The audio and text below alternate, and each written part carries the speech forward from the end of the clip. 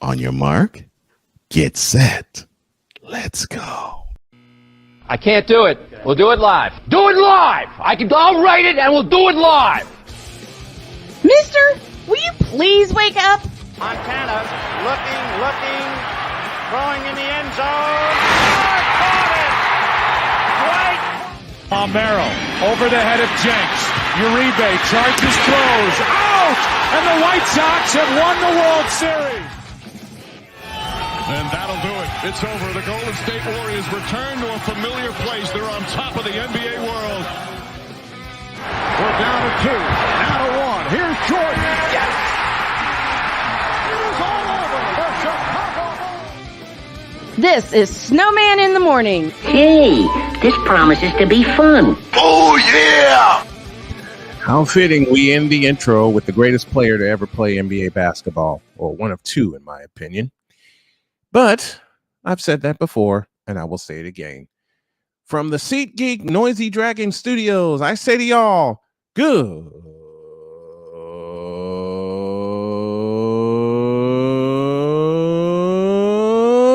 morning. Welcome to the Manic Monday edition of Snowman in the Morning with Cole Johnson. Cole Johnson will be along in just a few minutes. And we got a lot to get to.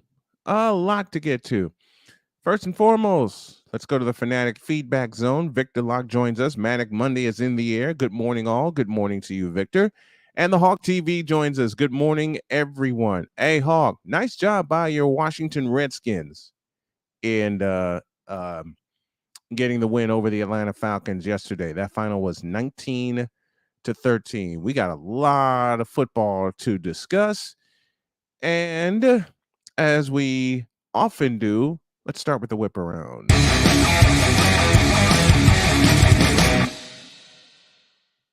And we start in Lincoln, Nebraska, where Matt Rule, as Chris Dietz correctly predicted, is the brand new head coach of the Nebraska Cornhuskers. They're going to pay him $9 million a year for 9 years, which is the going rate. Let me read that again. They're going to pay him a lot of money to reshape that Nebraska ball club. You know, and Dietz correctly predicted it after Matt Rule got fired from Carolina. He's back in the college ranks. And, well, hell, it's kind of,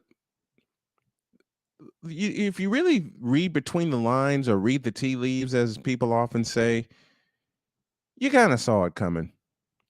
You kind of saw that coming, because Matt Rule was not a good NFL head coach at all. He wasn't. And now he's back in the college ranks and he's in the Big Ten. How do you like that? How do you like them apples? And what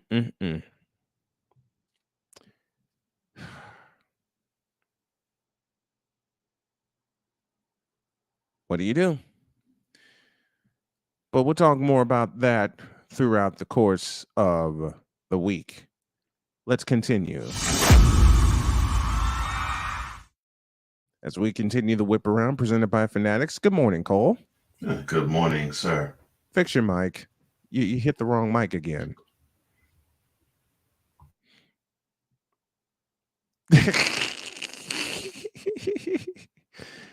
You all see what he's doing. It's what I often do, and I tell myself not to do. I think that's better. Okay, good. Did you get all your frustration out while you were? Yes, I did. I feel much better. You feel much better now? Yes, I feel much better. Lord. It's something I often do when the equipment doesn't go right. Mm-hmm. Brooklyn Mess have routed Memphis. Mm-hmm. Who the hell cares? Let's move on.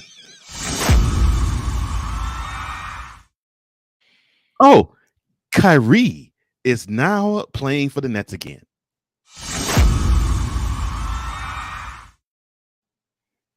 You did that before I could fashion my response, but you already know it. Who the hell cares? Perfect. Who the hell cares? Oh, he apologized to the Jewish community again, this time on camera.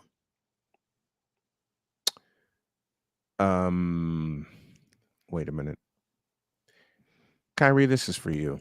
So I realized that I think even though it's not advertised, Right. there has to be a place for stupid people. We don't know because we're not stupid, so we don't know anything about it. It's like a secret club society. Oh my gosh. So I come to the conclusion that he graduated from SU, stupid university. Yeah, all the stupid ass letters that go along with graduating high honors of being stupid. I can't do no more, man. Vámonos, dominos, vámonos. Stupid university, where everyone graduates magna cum stupid.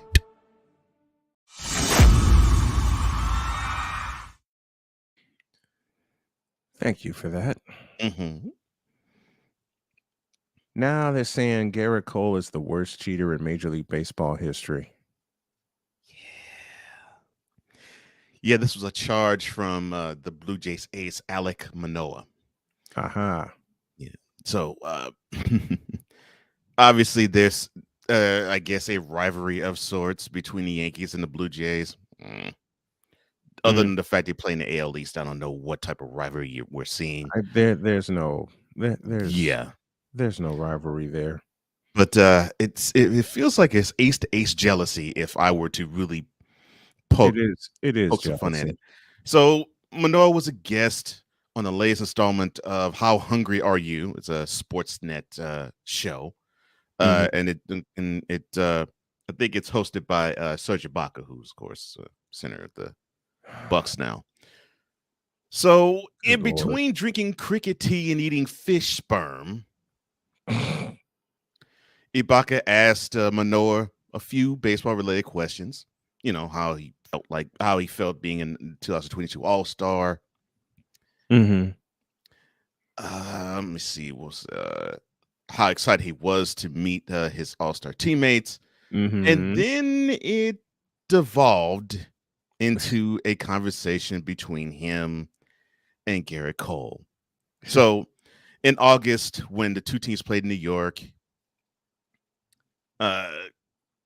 Manoah threw inside on the now AL MVP Aaron Judge, which prompted, of course, a benches clearing brouhaha, and Manoah and Cole came to exchange words with each other. So after that, Ibaka asked and followed up with it by saying, okay, so who's the worst cheater in baseball history? Of course, Manoah proudly said, quote,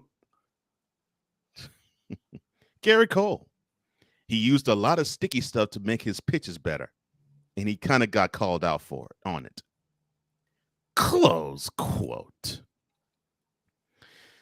It's just, I find this hilarious. The reason why I chose this because I just find this pettiness and jealousy hilarious.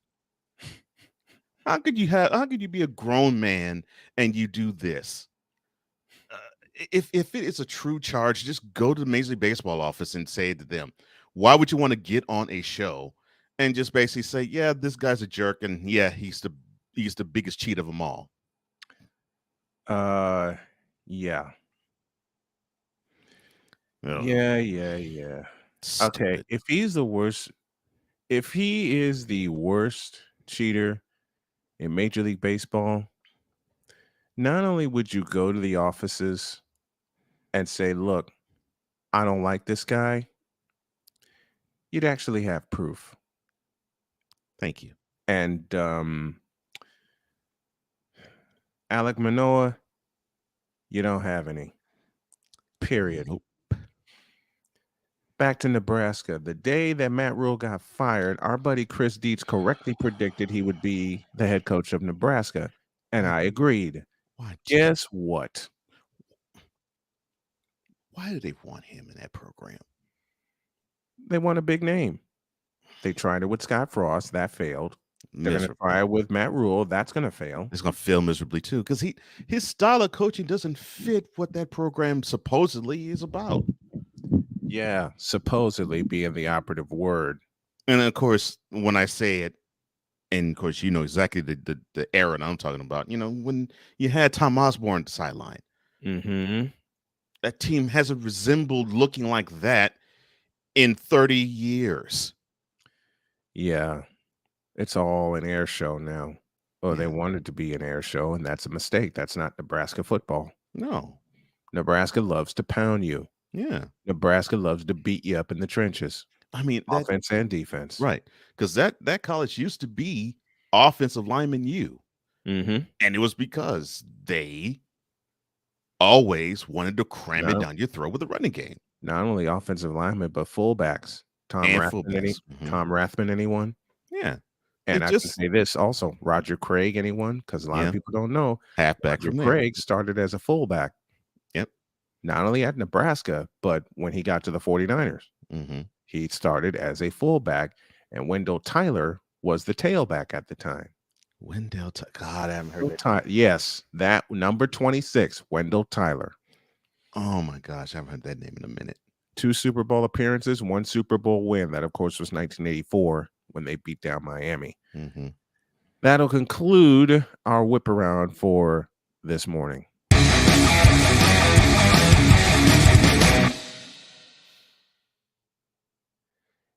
And of course, we got some folks in the chat. We've greeted Victor Locke. Rod West is in the house with us, saying the Packers are pure 100% trash juice. I agree. Can't disagree with that. Can't disagree with that.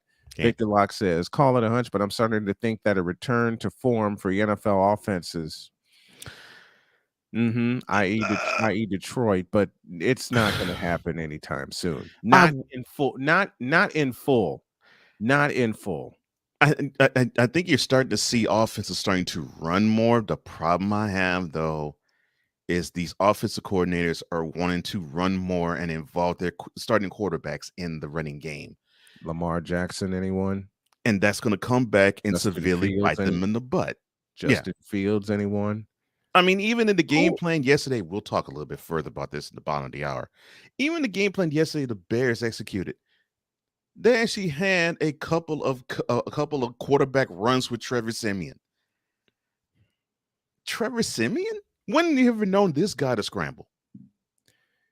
He only scrambled when necessary when he was at Northwestern. Right. Okay. And that was purely by Pat Fitzgerald design. Let's go over the scoreboard. Panthers win 23-10. Saints shut out by my 49ers 13-0. Browns beat the Buccaneers in overtime 23-17. What? Buccaneers are now 6-6 now? Bengals over the Titans 20-16. There's a shot in the gut for Tennessee fans. Those two will meet again in January. And it might be the same result, but this time it might be in Cincinnati. Might be the same result. Redskins over the Falcons 19-13. The Jaguars get a late touchdown and a 2-point conversion from Trevor Lawrence. And they win 28-27. Nice. The Chargers do the same thing, beat the Cardinals 25-24 in the desert. Josh freaking Jacobs with an 80-yard all-purpose yards touchdown run. 200 plus yards on the ground, 300 yards total. Beat the Seahawks 40-34. And I'll tell you the significance about that during the next segment. The Chiefs over the Rams, like we correctly predicted, 26-10. And fly, Eagles, fly. They're 10-1 on the year. They beat the Packers, even though the Packers scored 33 points. Doesn't matter. The Eagles scored 40. Jordan Love looked good in that game, though. Yes, he did. And that's not a shot. He actually looked like a serviceable NFL quarterback in that game. Yeah, I agree with Dietz. The clock has started ticking on Nathaniel Hackett's firing. Started ticking. I think it started ticking the moment he signed the contract. Yeah, but I think it was basically started ticking, and we actually started to see it tick down the moment that field goal sailed wide to the left, and it was not McManus's fault. Nope. No, in the Monday night opener. It's, I mean, Mm-hmm. he's just been a comedy of errors, especially with that offense. And what sucks is that defense is actually pretty good. If they had a good offensive scheme, the Broncos actually could have been a playoff contender. And you know who's suffering the most? Russell Wilson. God, he's suffering horribly. Russell Wilson is getting beat up. He's getting trashed. And you know something? I said at the top of the year that Russell Wilson would struggle in Denver, and people looking at me like, "This is Russell Wilson. He's not gonna." Oh yeah, try me. And the thing is, people are quick to say, "Oh, he's washed up. He's washed. He's past his prime. Of course he's past his prime, but he's over the hill. He has nothing. He has nothing more to give. Like, the scheme sucks. The scheme makes the players, and the scheme blows. The scheme. Here's basically the scheme. The scheme is, all right, you're the QB. It's all on you. And that's basically the scheme. Yeah. And make the plays, make the throws you need to make. Okay, there you go. And look, I love Russell Wilson, but that's not his game. His game is similar to Dak Prescott, but he's a little better with running. Yeah. Have a strong running game and play action off of it. You know, and you could probably call a couple of design runs for him, but that's it. And I mean, he plays off schedule, but he had to do that because that's how the Seahawks were.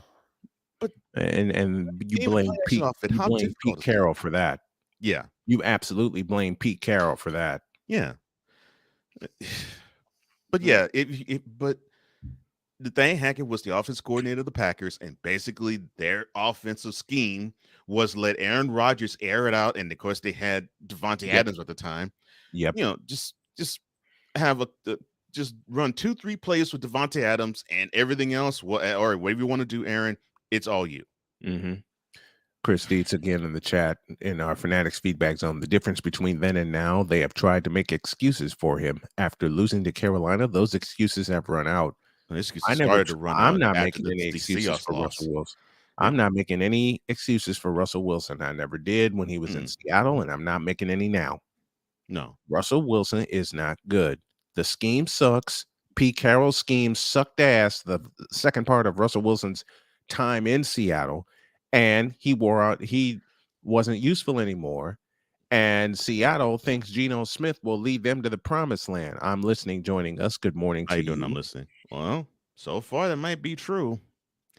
Yeah, I don't think they're gonna lead a Super Bowl, obviously, but hell no.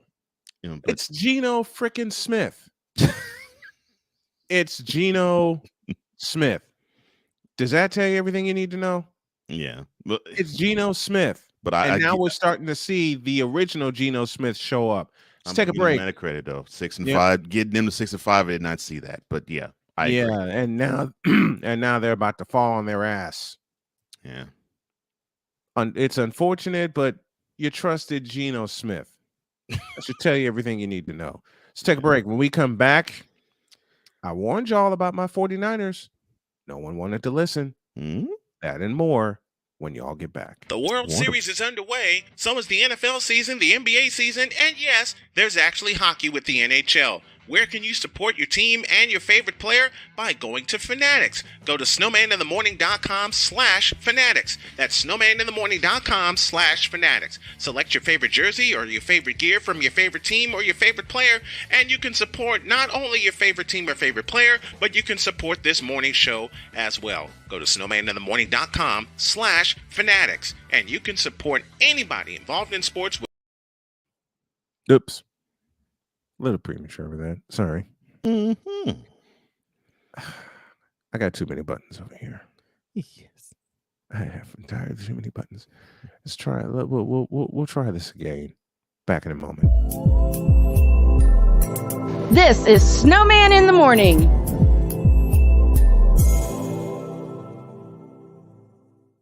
SeatGeek is the ticketing app for fans like Boomstick Lady. No free throw is safe from the roar of her sticks. SeatGeek helps her find a seat in the direct eye line of the shooter so she can sit where her boomsticks make the biggest boom. Everybody okay?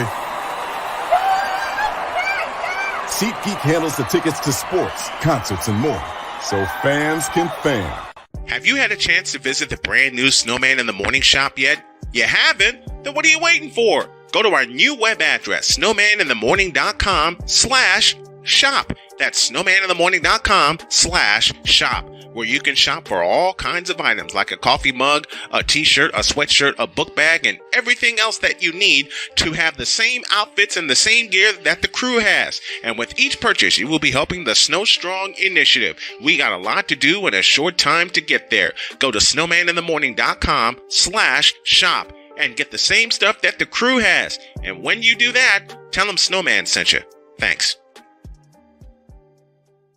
'Cause we take this job so serious. What in the all types of blue hell? Yes, it's Snowman in the Morning with Cole Johnson.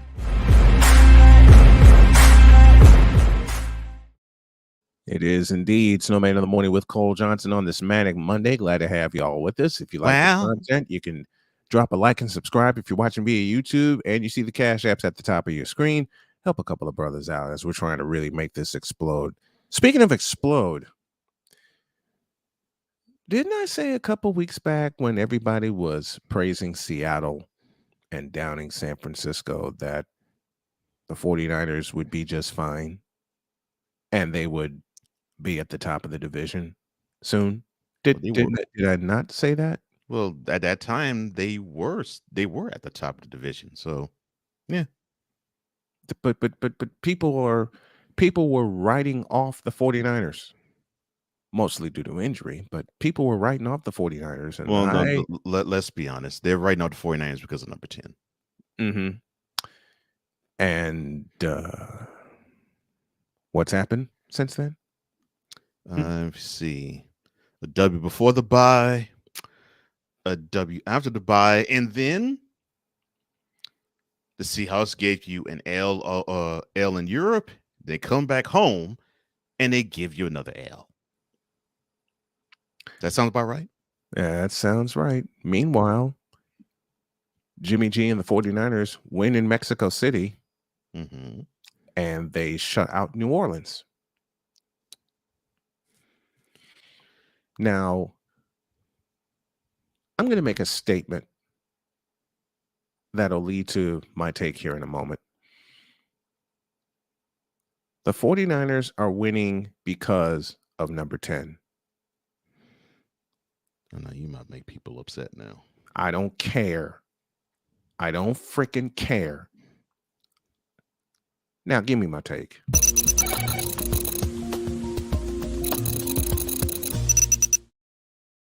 Good. Upset them some more. The 49ers are winning because of Jimmy Garoppolo, not in spite of him. You want to call Jimmy Garoppolo a game manager? Okay, fine. Go ahead. He has managed that team to a 7-4 record, a full game clear of Seattle, and 3 games clear in the NFC West. I was asked at the top of the season who would win the NFC West, and I said San Francisco will win it going away. And people thought I was nuts. People thought I was crazy. Well, look who's sitting at the top of the NFC West division. Nah. Oh, Lord. And I'm going to make a bold prediction, even given the injuries they're dealing with to Elijah Mitchell, who's going to lose some time, Deebo Samuel, and a couple of offensive linemen. The depth of the 49ers is going to allow them to, listen to me carefully, run the table. So you're saying that the 49ers are going to end the season 13-4? Yep. I originally said 11-6, but I also said they would win the division. Those two things I can see. Running the table, I'm not so sure. Do they have the right scheme and the right players to pull it off? Yes. But they got a real gauntlet of a schedule coming up. Yeah, that's why I'm like, I don't know if they can run the table. Yeah. They have a gauntlet coming up, and I realize that. But I can also point to 2019, where they had a gauntlet coming up. They faced Baltimore, New Orleans, and Green Bay in a 3-game stretch. And only a field goal at the end of the Baltimore game precluded them from being 3-0. And all 3 of those games on the road, right? Yes. Yeah. No, Green Bay was at home. No, I'm sorry. The Green Bay game was at home. Green Bay was at home. Right. But the first 2 was at home. The first 2 was on the road. Yeah. And the home game was on a Sunday night. Yeah. I'm sorry. And the 49ers have now won 4 in a row. Their longest streak since 2019 when they began 8-0. They beat down the Rams, beat the Chargers on Sunday Night Football, beat down the Cardinals, shut out the Saints. Now you got Tua coming in next week for a 405 kick, and then you got Tom Brady, the supposed greatest quarterback of all time. And yes, that's a direct shot at you, Rod West, coming in the week after that. He looked good yesterday, didn't he? Oops. Yeah, big time oops. Tua's going to have a problem with this 49er defense. And the greatest part about it, one of the greatest parts about it, you know who may come back next week? Eric Armstead. Now, that is a needed presence for them. Especially against a quarterback like Tua. Especially against Tua. So they got the Dolphins and the Buccaneers coming in. Buccaneers at 5-6, with supposed the greatest quarterback ever. Teacher versus student, and I think the student and the defense is going to beat them. It's week 15 that I am looking at. Why am I looking at this? Because week 15 could potentially give them the division. Yeah. Because that's an 8:15 kickoff at Seattle. And that's a Thursday night game. So that's a quick turnaround. Yeah. That's a quick turnaround. That's Sunday. Yeah. For San Francisco. So after we beat down the Buccaneers, we got to pack the gear up and head to the Pacific Northwest. Because as I said, it's going to come down to the second game versus Seattle and one of two, or the second game against Arizona. Potentially. We have to see what happens the next 2 weeks. But December 15th could be the night the 49ers clinch the NFC West.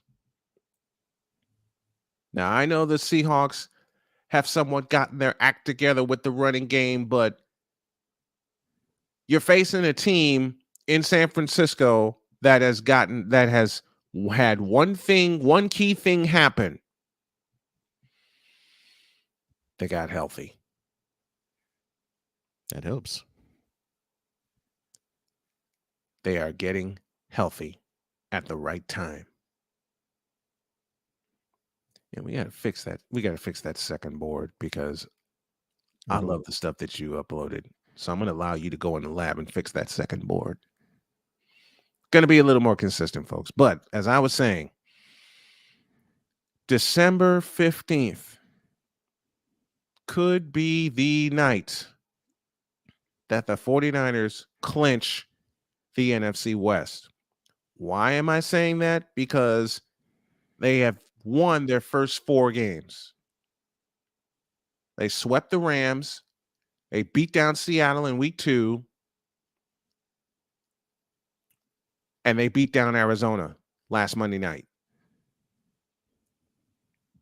Now, I say that with the thought of the 49ers being able to take care of business against Miami, although that's going to be a slugfest, and against Tampa Bay, and that's going to be a slugfest. I realize that. I realize both of those games are key games, and they're both going to be slugfest. I get that. But when you have 70,000 red-clad fans at Levi's Stadium, E40 said it best in one of my favorite songs, Bang Bang Niner Game. Levi's Stadium is starting to sound like Candlestick Park. One of the most ardent 49ers fans. Mm-hmm. And I'm working to get him on this program. Just so y'all know. Now, I said all that to remind myself any given Sunday, especially with the next 2 games coming. Right. Especially with the next 2 games coming. But we owe Miami from 2 years ago when they came into our house and beat us down. I know that. Miami came in and beat us down with Ryan Fitzception, and we had no business losing to them. Well, I will say very confidently, we have no business losing the next 2 games, which makes the third one in this gauntlet at Seattle huge. It's huge.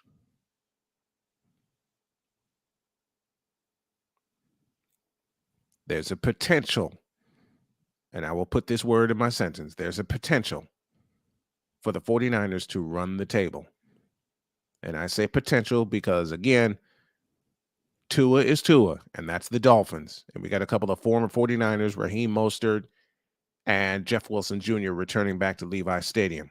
You got the Buccaneers with Tom Brady, even though they're sitting at 5-6 right now, and they lost to Brownie the Elf. They lost to Brownie the Elf in overtime. That doggone midfield logo. That's a game we'll discuss later. Yeah, we have to. And you got those two. Got to get by those two first and foremost.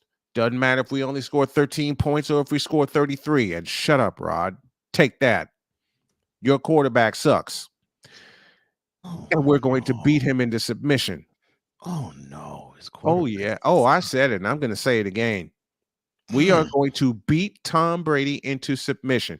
And, Rod Wood says, stop the cap. Y'all barely beat the Saints. Rod, in case you don't look at statistics, not barely in case you don't look at statistics very carefully, we not only beat the Saints, we shut them out, which makes 4 consecutive games of a second half shutout for the 49ers. Yeah.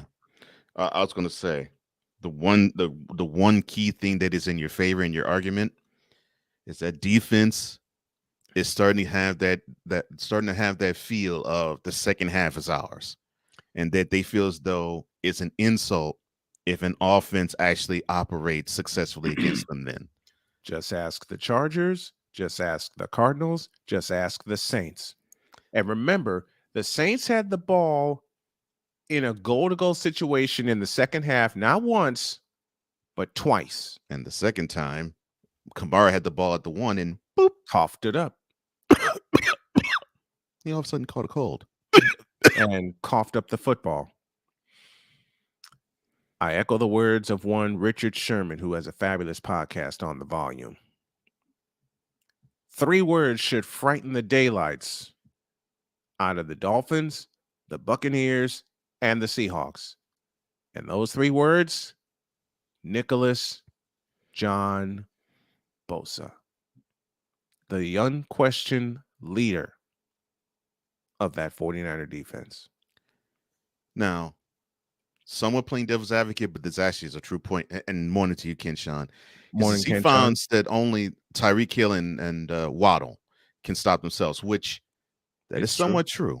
That is true. And when you have that type of firepower on offense, it is very difficult to stop because you don't know which one you want to double. Exactly. And that's the thing, and that's the problem with defending the Dolphins. And if there is an Achilles heel, and I'm saying it's a very slight one because it's not a huge one, a slight one, it is attacking that 49er secondary. Yes. That's the Achilles heel for a couple of years. That's the Achilles heel. But it is a big is a capital I, capital F. Mm-hmm. That's a big F. Mm-hmm. So potentially there's a potential, and I underline and capitalize the word potential. Mm-hmm. Chance for the 49ers to run the table. There's a potential there. Mm-hmm. But it ain't going to be easy. No, it's not. Lord knows it's not going to be easy, especially in 4 weeks' time when we see Washington. Yeah. And that Washington defense is nothing to joke around with. Yeah, they are white hot right now. Yeah. I put a post up on Facebook that said, and this just may happen, but not with the way the Eagles are playing, that the 49ers could not only win the West, but they could host a playoff game. Well, no, the 49ers can host a playoff game. Now, I'm not sure if they can be the number 1 seed in the NFC. No.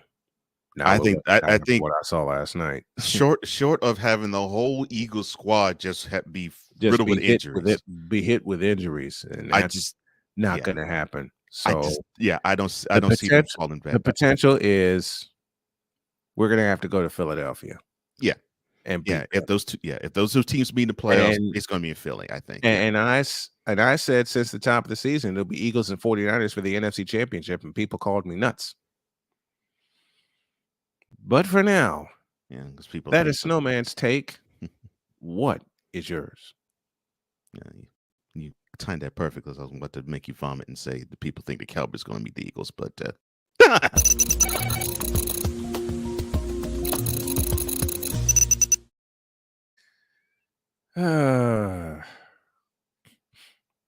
Rod, and you got the wrong letter in there anyway.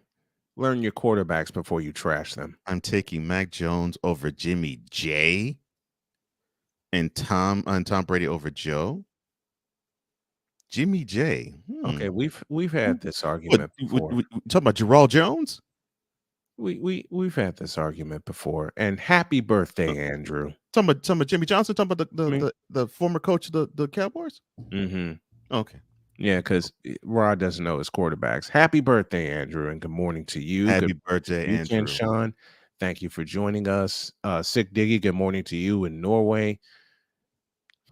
Jimmy J. Really? Agreed, bro. Yeah, it's Teron Armstead. When he left, Tua got sacked 3 straight times. I think people undersold how important that offensive line is for Tua, because last year people were thinking Tua's bad, Tua's horrible. Tua was on his butt, and now you see the difference. He has a decent offensive line, and he's looking pretty good in the pocket now. So it's a mighty difference what a good offensive line can do for a quarterback. What a wonderful shock. And I agree. Yeah. You got to have him. You got to have all hands on deck with Tua, because if not, especially with a team like the 49ers, because they rush for more than any team in the league, and they get home. That's the major difference. And this was said on Good Morning and Good Morning Football and all the other programs since 2019. The 49ers blitz the least in the NFL. That has been true for 3 consecutive seasons. They only rush with their front 4. The difference is they get home. Yeah. And you mentioned the name that gets home more than anybody for them. Nicholas John Bosa. Yeah. The Jets beat up the Bears, and I couldn't be happier. So but I think someone is going to be even happier, though. Yep. We got to go sipping. That's right. Here we go.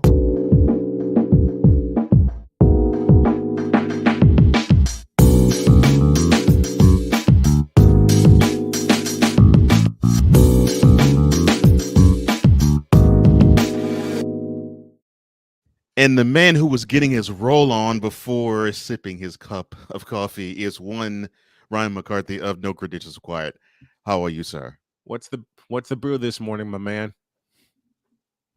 Hey, you're muted. muted. Doggone you, Ryan. And he's still muted. There he is. Oh, bother.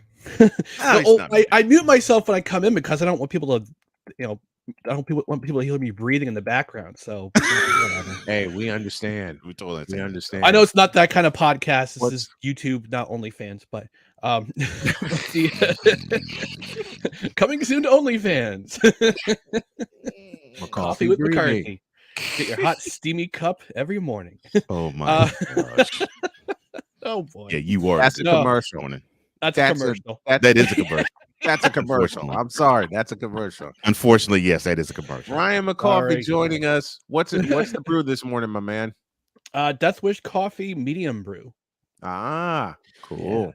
Yeah. All right. All I gotta I'll order myself some of their Christmas brew, which is called Ginger Dead brew. Okay. All I have to say is this: Mike White, 22 of 28, 315 yards, 3 touchdowns, no interceptions. I will make this statement right now. Zach Wilson's days as the New York Jets are numbered. Your thoughts, sir? Agree, 100%.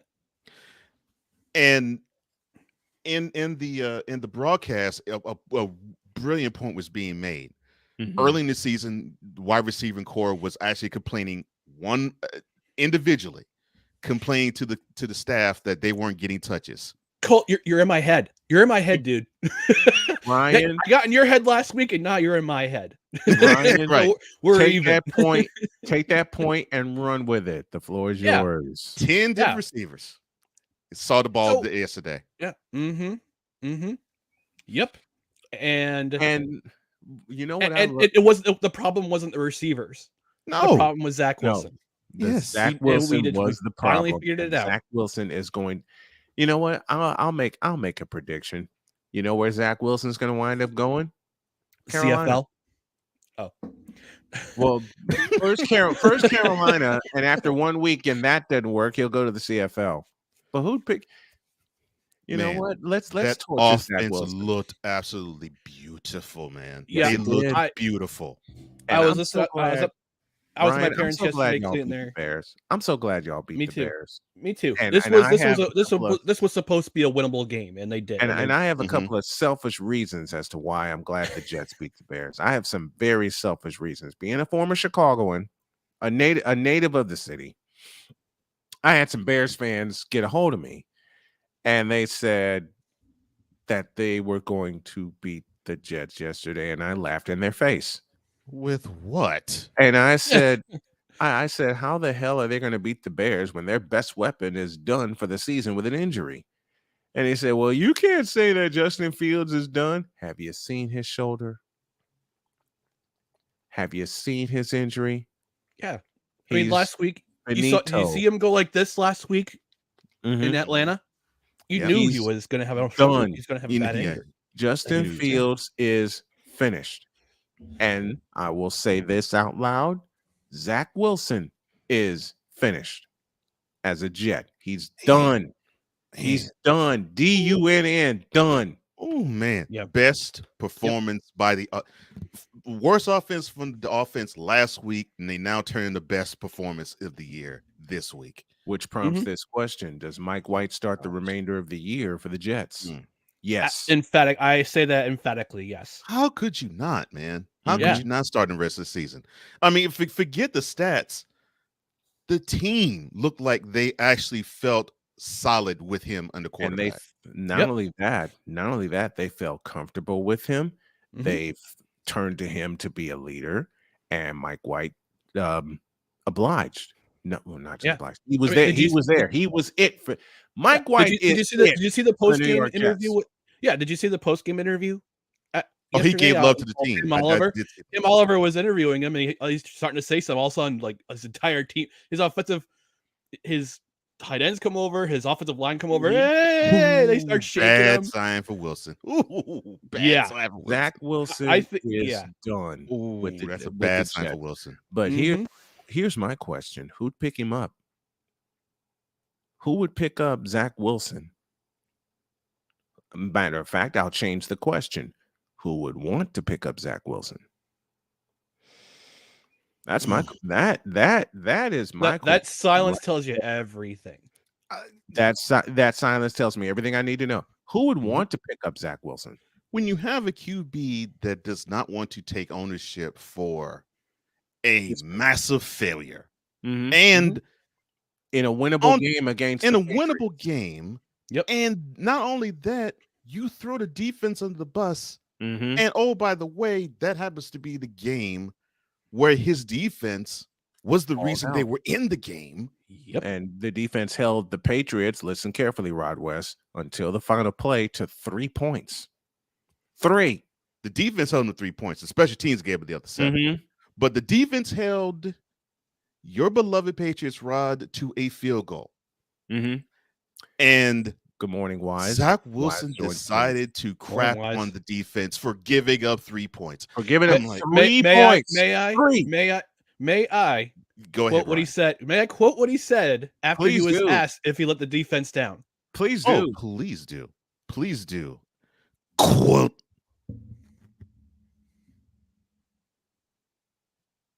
No. Close quote. That is damaging, man. I even gave you the nose. I even gave you the wiping on the nose after he said the first no. That's how he did it. That's how he's like, nope, no. That is how damaging it is. Okay, for him to be picked up by somebody. That is how damaging it is. Hey, Zach Wilson, do us a favor. English, do you speak it? Other than just saying no to a question. I actually bookmarked. I'm sorry, that clip's been in my head all weekend, and that clip's been in my head since Zach Wilson threw his team under the bus. The folks at WFAN, and I am hooked on listening to the folks at WFAN, killed him. And my favorite show on WFAN, once upon a time, was Mike and the Mad Dog. Makes me respect them now more.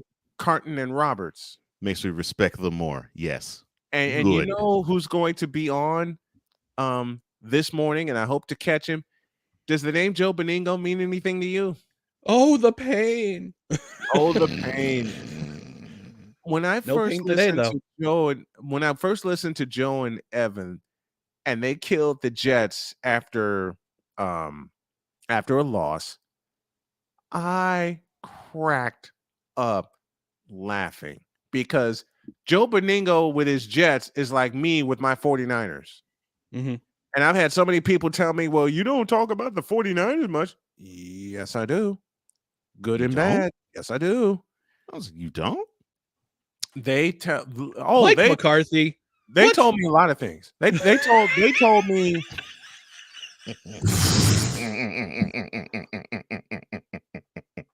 Dead. Dead. I love that. Oh man.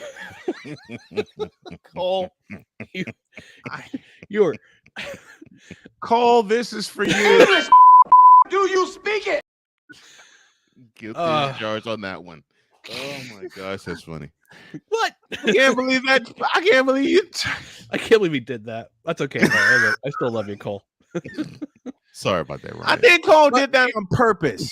I'm inclined to think that Cole did that on purpose. Listen. I'm New Jersey McCarthy. Mike McCarthy's Pennsylvania McCarthy. Okay, there's a difference. McCarthy. There's a big difference. Oh gosh. And by the way, happy birthday, Andrew. Go Devils. 15 out of 16 wins. Oh my gosh. 15 wins in 16 games. They would have 16 in a row if the referees didn't screw them on Tuesday. The Devils are smoking hot. Yeah, and that should have been 16 in a row. That should be 16 in a row. But they have the Rangers. They get the Rangers. They have the blue shirts tonight. So that's gonna be a good test. That's gonna be a good test for this team. The Broadway blue shirts. Hey, Pizzle in the house. Okay. Good morning to you. Hey, Pizzle. What's up, baby? Hey, Pizzle. Wait a minute. I love you, Wise, for this.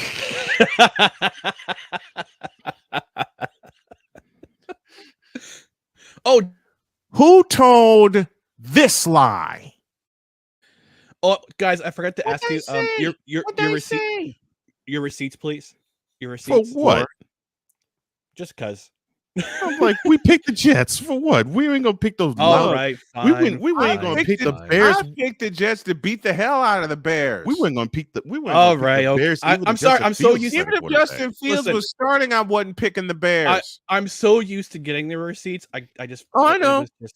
We should ask for the. We should ask for receipts in return. Yeah, I'd ask for the receipts from those Bears fans who are delusionally picking the Bears to beat the Jets. That's who I requested those receipts from. Goodness gracious! Listen, Bears fans and Cub fans are so alike. I've lived with one of each. And Victor, you are excluded from this story I'm going to tell. I lived with a fellow who was a Cub fan and a Bear fan. And Victor, you know who it is. Oh my gosh, he had to be insufferable. Especially when he drank. Oh, that's even worse. You take a Cub fan. Listen, summer of 2015, I hated. Okay.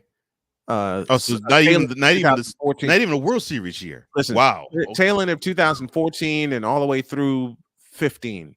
Okay. I lived with this gentleman, and I use the term very, very loosely. He was a Cub fan. He was a Bear fan. He was insufferable sober. He was worse drunk. He was worse. Because every time the Bears won, I'm trying to sleep. All right. I'm trying to sleep. Yeah. He would have be fed some knuckle sandwiches. He got some knuckle sandwiches. Yeah. He got some knuckle sandwiches. He got a stone cold stunner, and he got a last ride.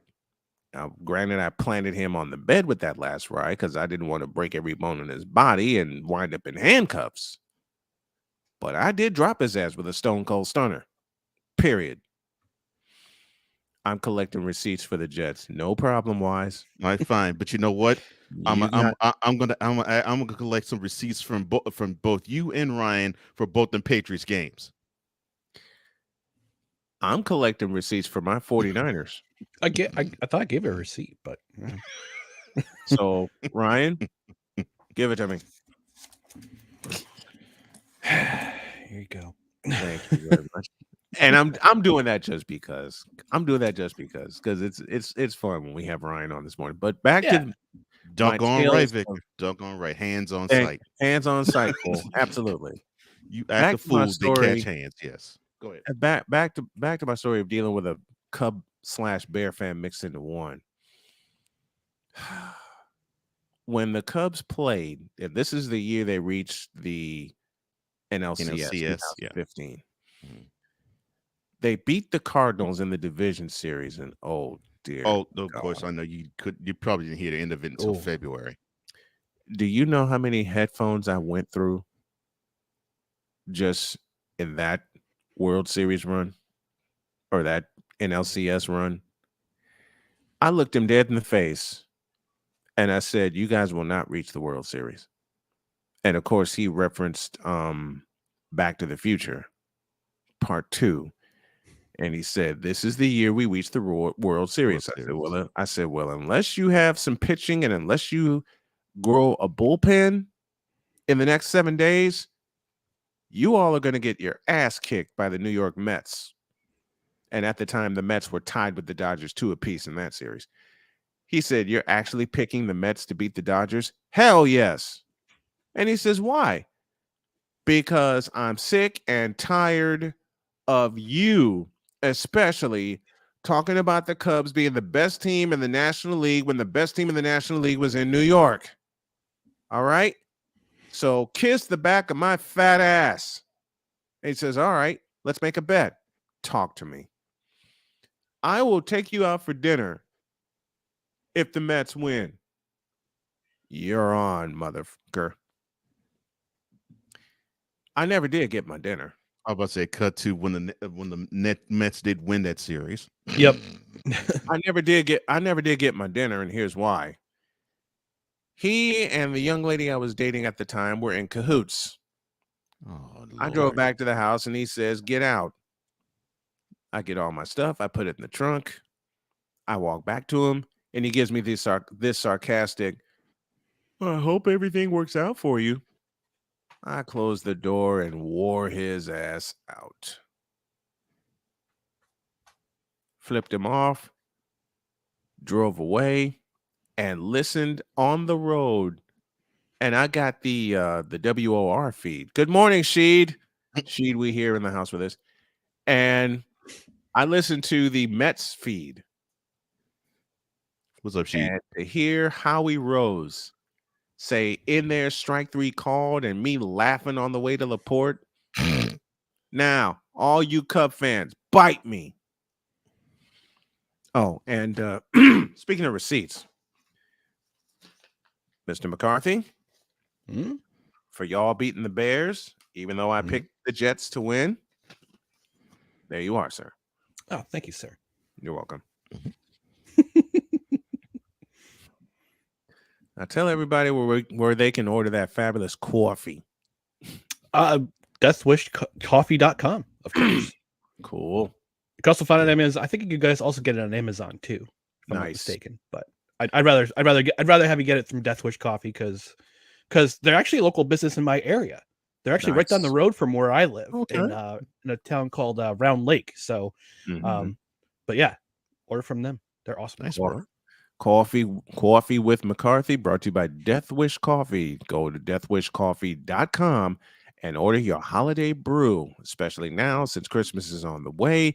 People are going to be madhouses for shopping for gifts and all kinds of things like that. But if you go to deathwishcoffee.com, you can settle one part of your Christmas shopping and get some great holiday brew coming near you. It is Cyber Monday. It is indeed Cyber Monday. It is indeed Cyber Monday. So take the chance on some Death Wish coffee. And yes, I am totally supporting it. I'm totally supporting it. Death Wish coffee. Say that 5 times fast. Yes, I tried. I tried and I failed 3 times. Deathwishcoffee.com, the sponsor of Coffee with McCarthy. Thank you very much, sir.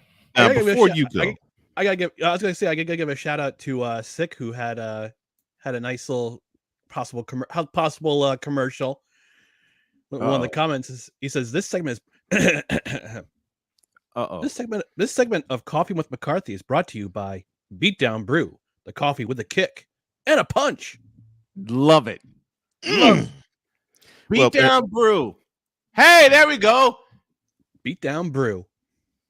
Now, before you do go, Beatdown Brew and Beatdown Brew and Death Wish Coffee. Now, before you go, sir, the Jets travel to the Twin Cities Sunday. Please, what do you think, Cousins? Yeah, what do you think is going to be their chances of coming out of US Bank Stadium with a victory? Because Rod over here says, quote, "I'm going to need receipts next Monday because the Vikings are going to smoke the Jets like Newport shorts." I say this, Ryan McCarthy. I hope that, and Rod, this is for you. I hope and pray that the Jets beat the ever-loving hell out of Kirk Cousins. I hope the Jets beat the Vikings. I hope the Jets beat the shirt and the chains off of Kirk Cousins. I want them to beat the shirt, the chains, and the pants off of the Vikings. And I want Kirk Cousins. I want Kirk Cousins to say, "My grandmama gave me that chain."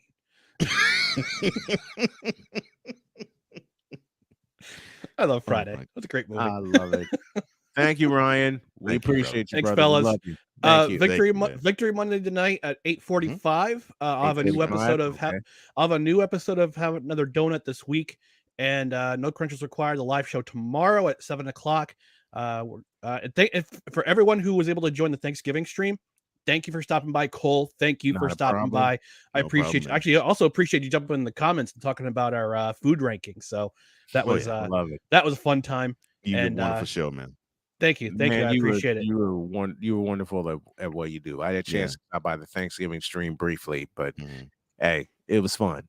It was fun. It was fun, and I had a fun time doing it. And it's actually our most viewed live. It's our most viewed live show right now. So that gets me really motivated to. There will be more. Yeah, more holiday type stuff. Yeah. Yeah, okay. yeah. So definitely going to do a Christmas episode for sure. But that motivates. But seeing that those kind of stats, it motivates me more to make good not good content, but great content. Hey, especially after football season is over, we're already planning for after football season. So with what I'm seeing this morning from the views, it inspires me to do the same thing. Thank you, Ryan. We appreciate you. Thanks, fellas.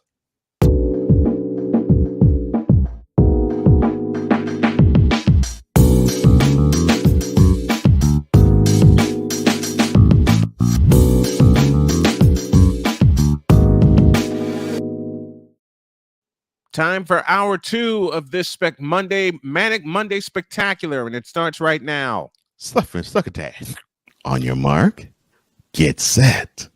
Let's go. 'Cause we take this job so serious. All of it, between 2 people and 4 nostrils, all of it was gone. LeBron James is pure, unadulterated trash as a basketball player and has been for 20 years. We don't want to see that. Wait a minute. We don't want to see bro. Number 420. Why is El Jefe? Number 420. I had to do it.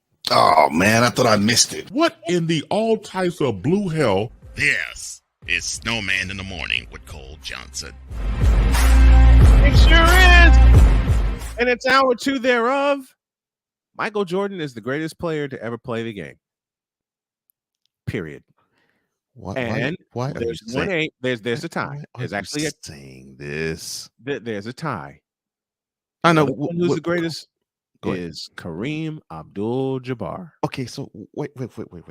This is we know this. We know this. Kareem and Jordan. Yes. Two best players the NBA's ever produced. Who's in the chat? Why are we saying who's in the chat? Oh Lord have mercy. Yeah. Save that for Wednesday. Okay. Now, he also said that Tom Brady is better than Joe Oniontan. First of all, that's Joe Montana to you, sir. And second of all, do this for me. Stop the cap. Just stop it. Stop it. Tom Brady, they're better than Joe Montana. Bitch, please. Oh. I'm so sorry. You missed your cue. Yes, I did. Because I didn't know you were going to go there that fast. My bad. Tom Brady better than Joe Montana? Bitch, please. Victor Locke. Oh, no. And now a selection from the Wonder Bread Choir. Yes. Entitled, You Are Bugging.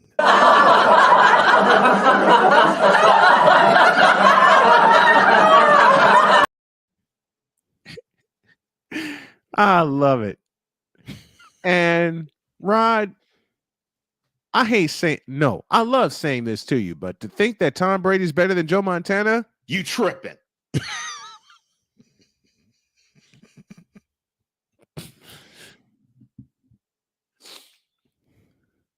don't know why that broke you. I just wasn't expecting that particular soundbite. And I don't think I was expected to hear me talked at me. It fit and it worked. Oh my God. You tripping. Ryan McCarthy, thank you, Wonder Bread Tabernacle. Yes. Yes. I love the fact he named gracious. The fact he named that choir. I was like, oh, that's a perfect name for him. That fits. Wonder Bread Tabernacle Choir.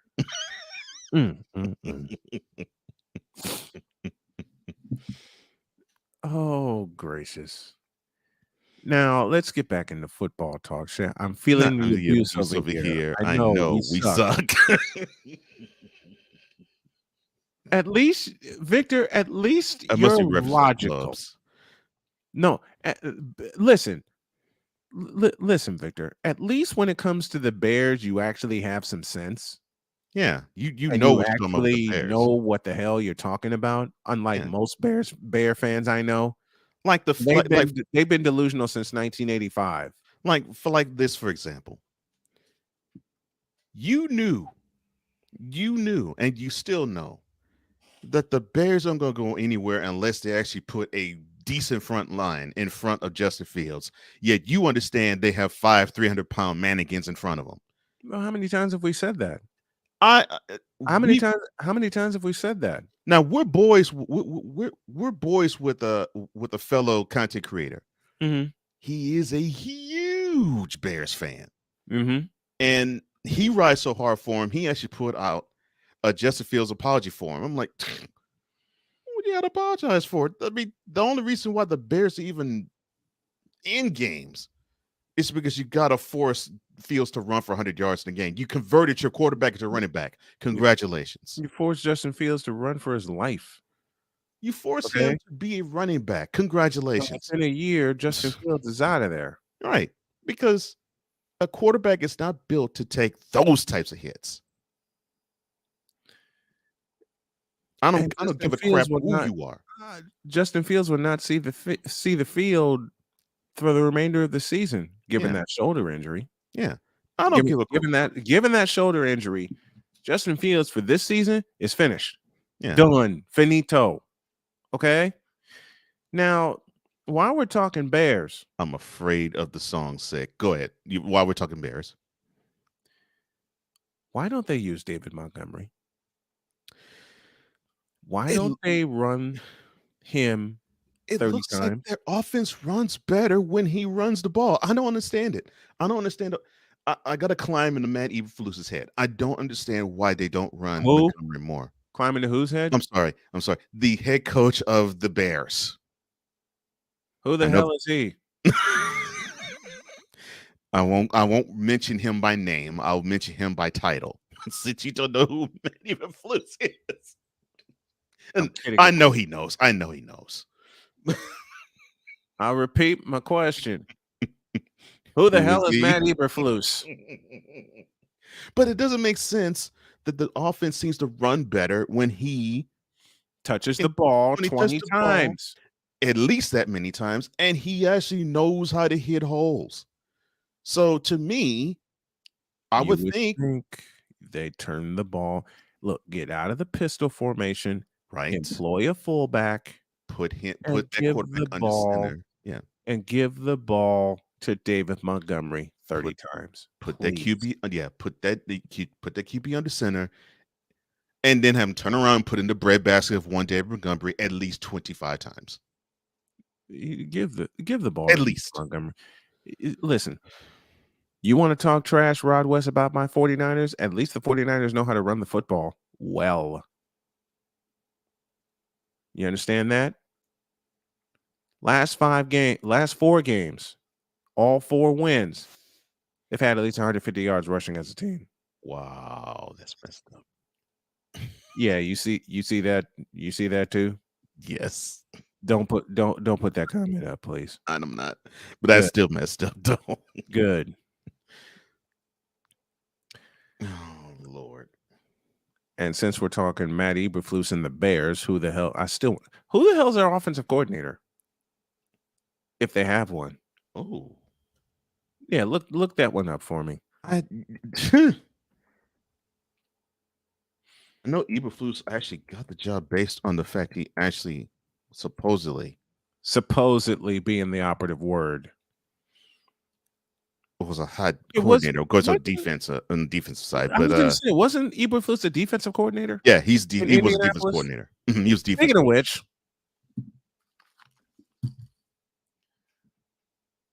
I warned this only once before. Hold on a minute. Go ahead. This was a gift from my honey last year. And yes, this is a Colts household this evening. And did I ever pick that game on Friday? I don't think I did. Which one? Steelers and Colts. Actually, no. You basically said Okay. You and the missus are gonna go to sleep tonight. Here it is. Even though I still have plans to crash early. Well, I figure he's gonna pick the Colts, but still.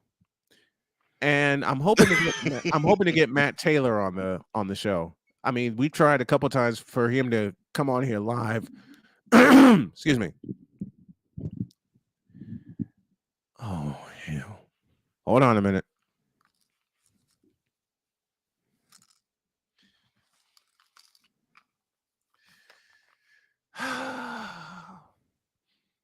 You're gonna make me cuss, Rod. Don't do that. And I'm supposed to have Rod on Brian Snow podcast today at 4 o'clock, which I will. And I'm gonna tear him playfully. I'm gonna tear him to shreds. But since he said what he said and wanted to say it again. Yeah. Cole, take it. Oh Lord, the utter blasphemy. Like Janssen by 38 gates, 7 gate against swept the first round and then being choked in front of home crowd and step being carried to a conference finals and finals MVP all playoffs long. And Jokic getting bounced the first round. But it's not about those things. It's about this one. Ladies and gentlemen, LeBron James is still the best basketball player in the world. Hold it right there. Who told this lie? You big dummy. Well, there's more. There's more. Let me get the Wonder Bread Tabernacle Choir.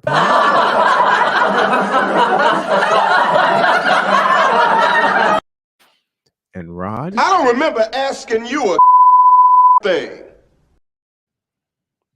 Let's see. Right. And you for real? And cocaine's a hell of a drug. And to finish it off. Bitch, are you for real? Actually, you know, I'll finish it off with this. LeBron James, best player in the world? Hell nope. Isn't it Monday? Isn't it Monday? Yes, it is Monday. I didn't push the button. Oh Lord. I wanted to, but I'm holding back. I didn't push the button. I'll push this one instead. Thank you, A Pizzle. Thank you, A Pizzle, for that. I'll push this one instead. Because as people peruse social media, they still happen to think that. For what? Why? Thank you. Thank you. Look, I get certain things. I'm not gonna go into it as much. Please now, don't. I probably will Wednesday. I Please get certain don't. things, but in the totality, no. Wait a minute. No. Wait, where is it? Where is he? You know what to do. Hell no. To the no, no, no. Hell to the no. Hell to the no. To the no, no, no.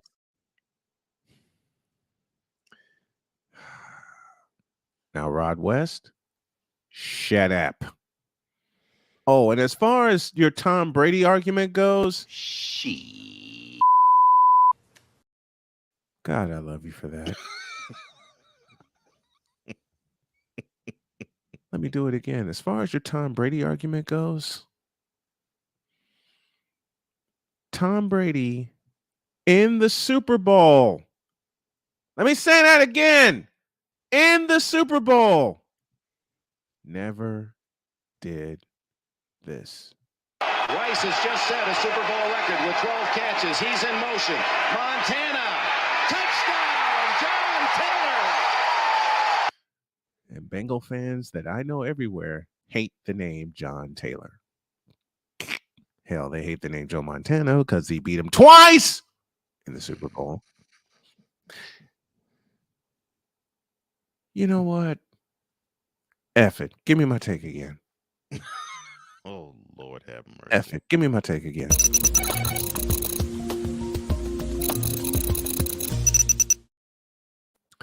I'll make this one short and sweet.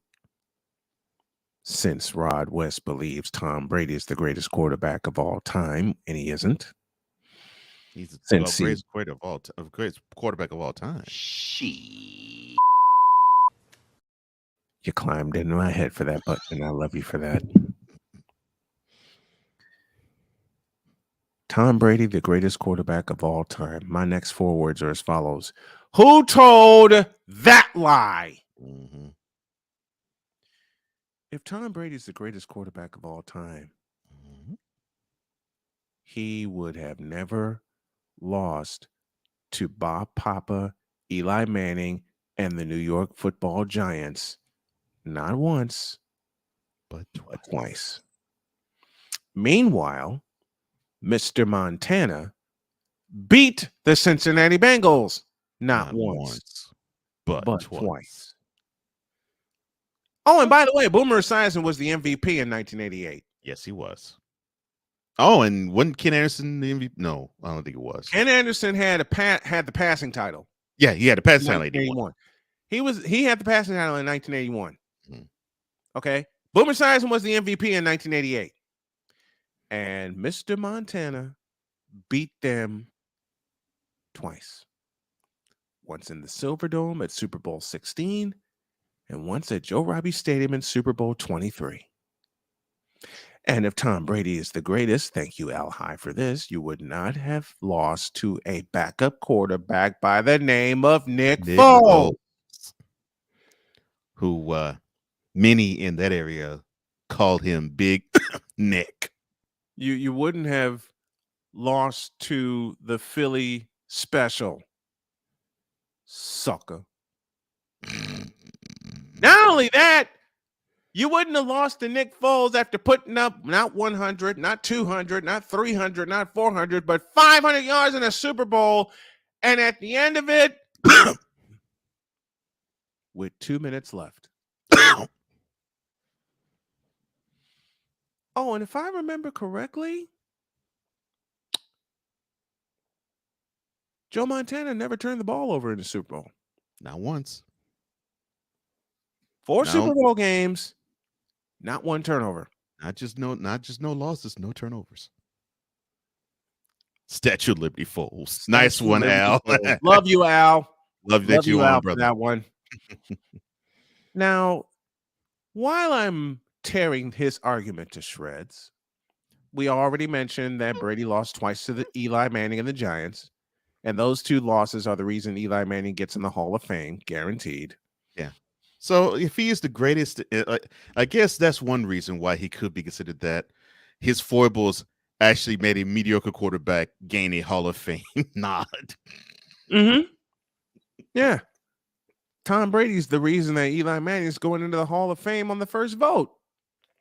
Because Tom Brady ruined a perfect season and gained me $1,000 for it, but that's different. That's a story for another time.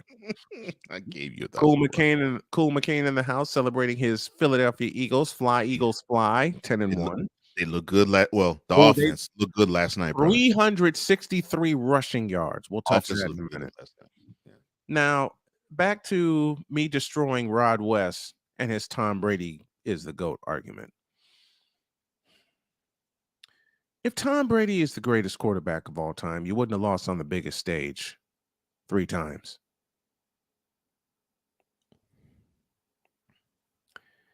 Let me say that again. If Tom Brady is the greatest quarterback of all time, he wouldn't have lost the biggest game 3 times. I'm sorry. I'm seeing another. I'm sorry about this, sir. I'm seeing another Wonder Bread Tabernacle Choir number. Oh, please hit it. It's another Wonder Bread Tabernacle Choir selection. It's entitled "Stop the Cap."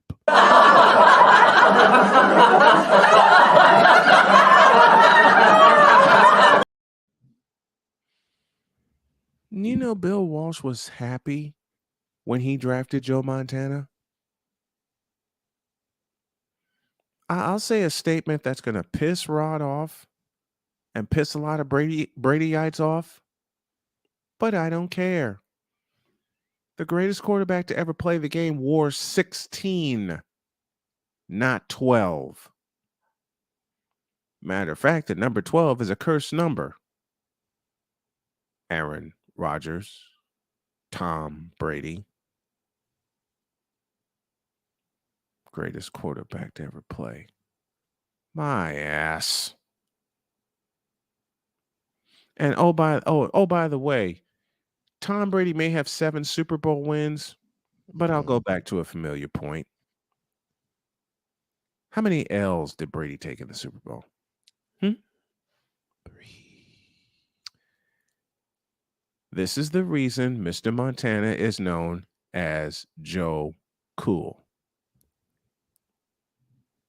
Matter of fact, this is the specific reason he's known as Joe Cool. January 22nd, 1989, Joe Robbie Stadium in Miami.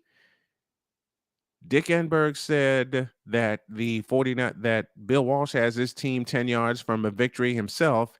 And then this happened. Rice has just set a Super Bowl record with 12 catches. He's in motion. Montana, touchdown, John Taylor. Now get out of my face. That's Snowman's take. What is yours?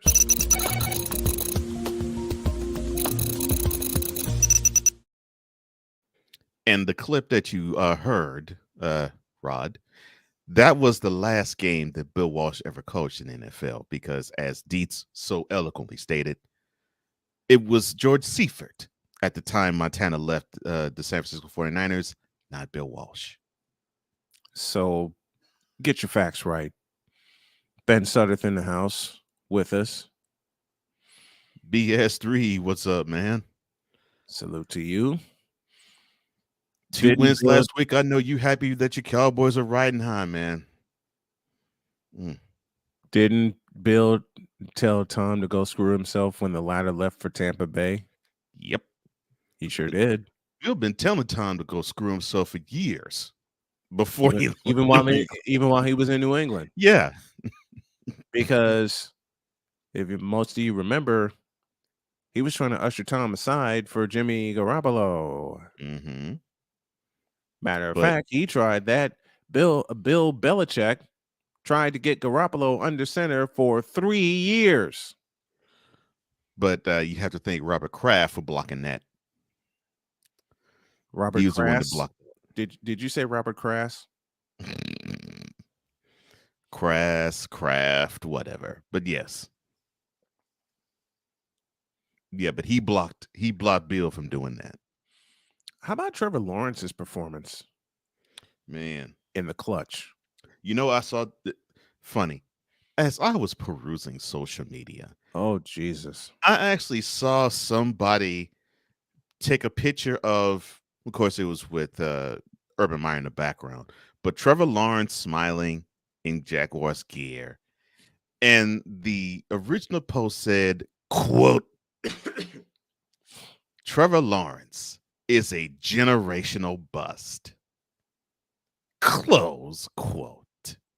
Not after what I saw yesterday. Well, how do you think a generational bust put on a performance like that yesterday? Dude is in his second year. He is learning how to play the position at the NFL level. He learned how to he conquered it in the high school level. He conquered it in the college level.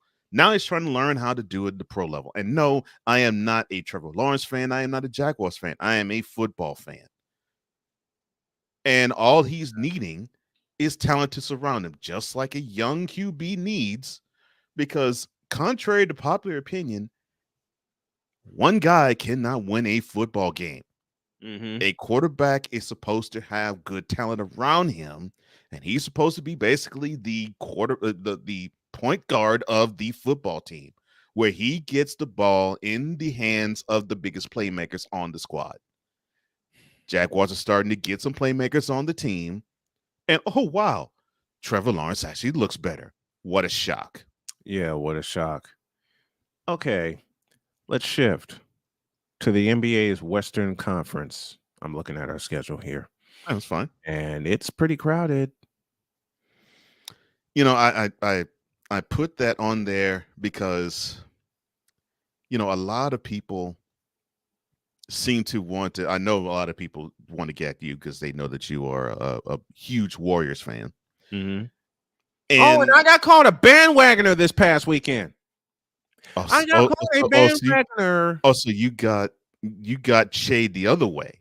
I'm getting plenty of shade the other way. I got called a bandwagoner for me loving the Warriors, and I've loved the Warriors since 1991. Yeah, the Run TMC days. Mm-hmm. Okay, that is what put me onto the Warriors, and their fight in 2005 is what turned me back onto them. Go on, please. Yeah.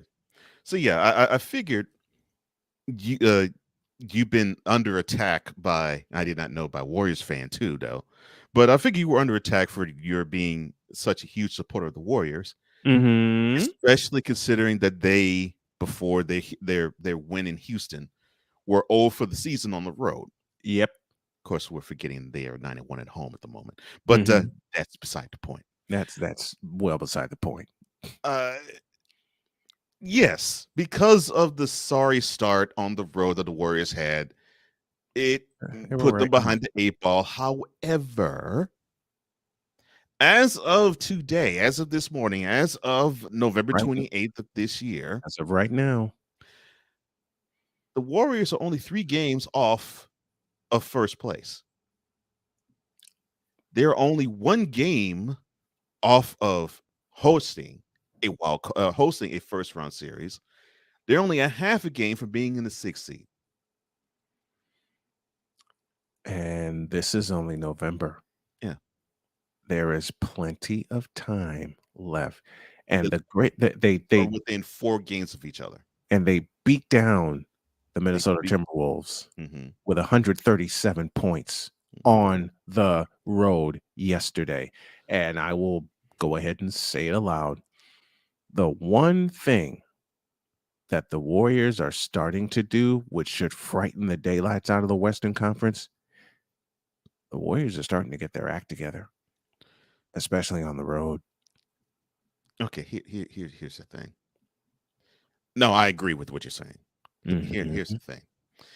I think what people have to really grasp is that when you have a team like the Warriors,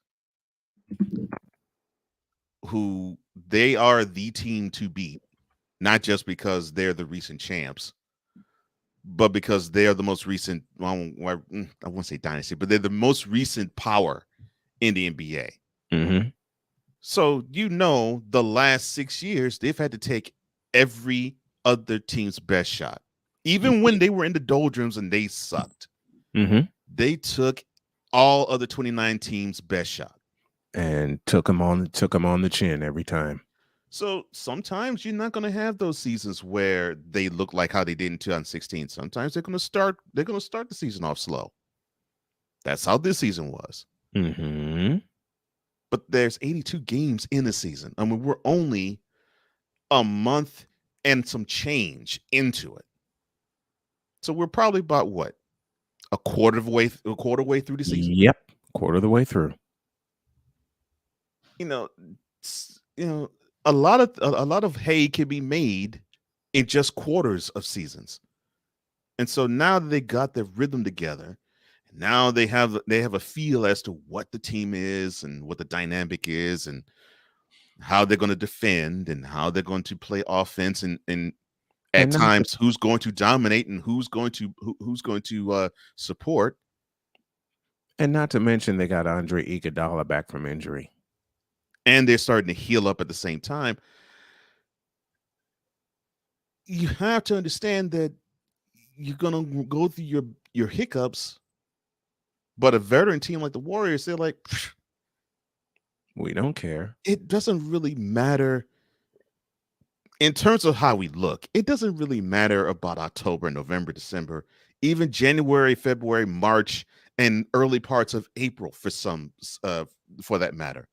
As long as we have enough wins to qualify for the playoffs, that's what it's about. Because for them, it is about mid-April and later. And why is it about that for them? They have been here. They have done that. They have 4 T-shirts that says they were the best in their year in the last 7. So when you have that type of pedigree, a champion is not a perennial champion. I'll even put it this way with the Warriors: a perennial champion is not going to sweat this type of season and this type of start. Think of the Bulls dynasty. Yeah. Think of the Bulls dynasty. Think of the Celtics dynasty, the Lakers dynasty, and I'm talking about the Showtime era. I mean, it was times even in the media and I'm glad you mentioned those teams. There was times even in the media where they would say, "Well, it looks like the defending champs are in a lull." How many times when you and I were growing up, man, you heard that about the Lakers and the Celtics in the 80s, the Bulls in the 90s, and even when we were adults, Spurs, later the Spurs and the Bulls in their second three-peat, the Spurs, and then the Lakers. You heard that often. Plenty of times. Yeah, you heard that often. It was like, okay, so yeah, they basically just sleepwalking through this part of the season. Now they're getting up for this particular game. The same thing's being said about the Warriors. It's like they're sleepwalking through certain parts of the season, but they'll get up for a certain game so they can make a statement on it. Game 1 of this year. It is about the money time for them, and money time for them is when we turn on our income tax stuff, and after that, mid-April and beyond. Mid-April and beyond is what the focus is for the Warriors. Not necessarily mid-October to mid-April. And everyone it's just fine-tuning. And everyone in the Western Conference seems to have pushed the Warriors aside. Now, forgetting the fact that, as you said, my friend, they've been there, they've done that, and they are starting to figure it out on the road. Yes, they started 0 for the road, and yes, you need to win on the road. That's true. Yeah. But as you said, the Warriors have been there and done that. Yeah. This particular squad now has done everything a championship team has done. They have defended championships. I'll start the first one. They were the new power that was trying to learn how to win, and then they learned how to win, and then they suffered a setback, and then they came back and reclaimed the throne and defended it. Then they had such a big time downturn that people thought the dynasty was over. Now, remember what I said to you, sir, 3 years ago that particular part of the dynasty was over, but the dynasty in full was not over. And was I not right, sir? You were dead on. You were dead on. Because the question kept coming at both of us: is this the end of the Warriors dynasty? And we both said no. No. That's the end of it as we knew it. And how true was that? Because Durant left that July. So the Warriors suffered through their worst season ever. Right after that. Then 2020, 2021, they were climbing right back up the mountain. Yeah. Then they started climbing back up this nucleus, who had to climb up the mountain as a young nucleus, started to climb up the mountain as a championship one. Did it again.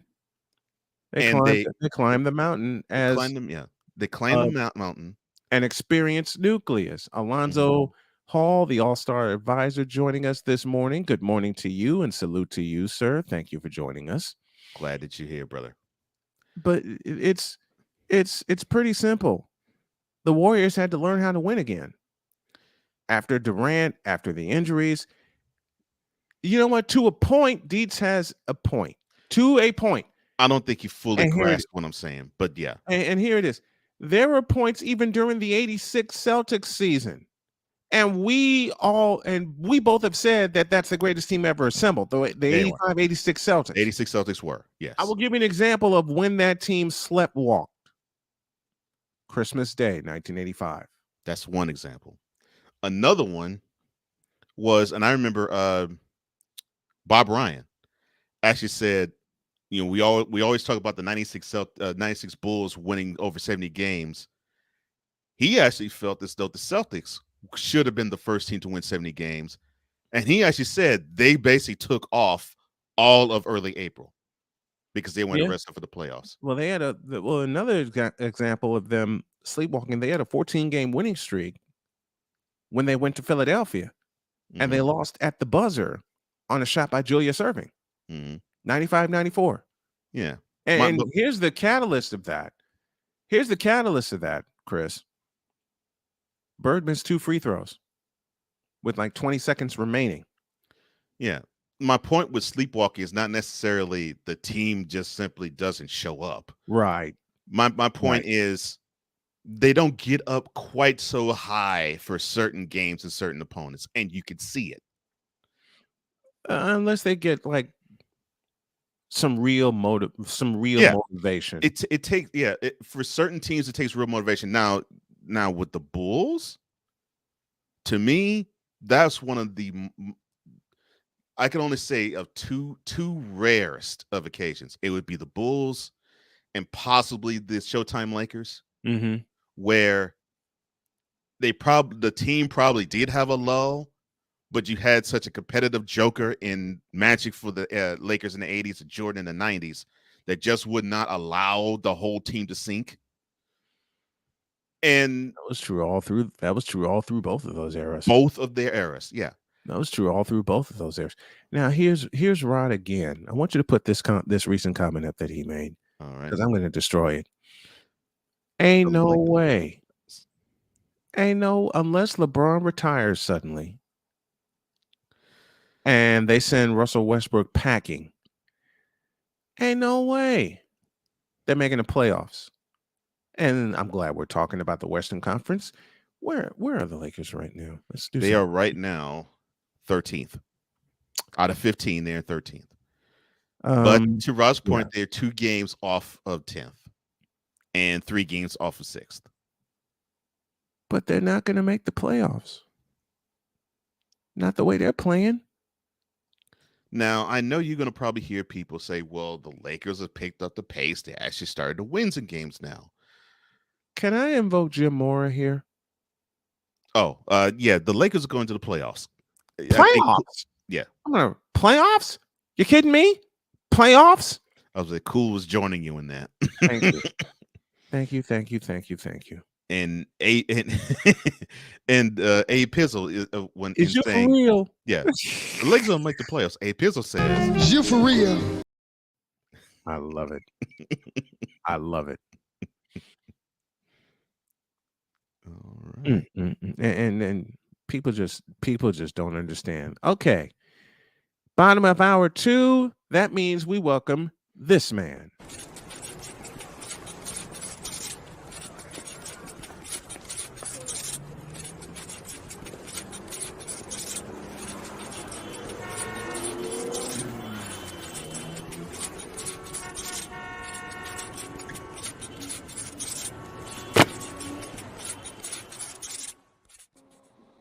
It's time for some Spivey Notes, and it's presented by Sheetz gas stations all across North Carolina.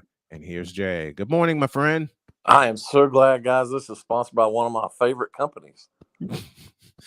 We're getting that together. Trust me. I love me some Sheets. I'm talking to some Jay, me and my wife also. I'm talking to some folks.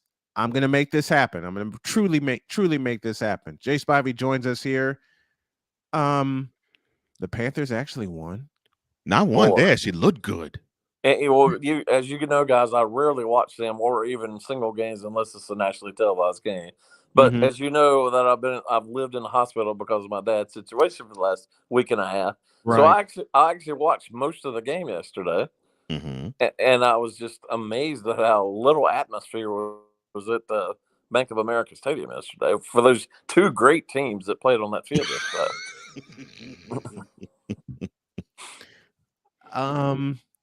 That game was almost unwatchable. It was unwatchable. But even given the fact that the Panthers won, it was unwatchable. I mean, how inept, Jay, can 2 offenses be? Oh my goodness! But hey, well, that's what happens when said home team has had 4 starting quarterbacks this year. Yeah, Donald is the 4th. Yes, And you guys know that I've been a huge fan of Russell Wilson's. I have no idea what's happened to him.